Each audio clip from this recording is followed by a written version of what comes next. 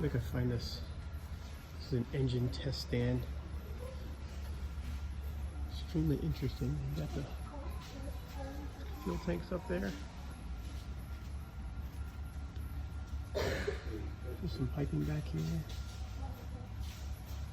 Some more components, and then this radial engine.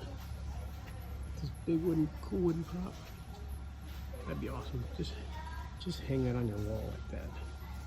Pig matting, dripping oil, nasty sludge and all. That's pretty cool. Yeah. Need a head gasket there. I don't know if that's quite how this radial engine works. Don't see anywhere to head gasket, but probably somewhere in here. But that's cool. Drippy, drippy.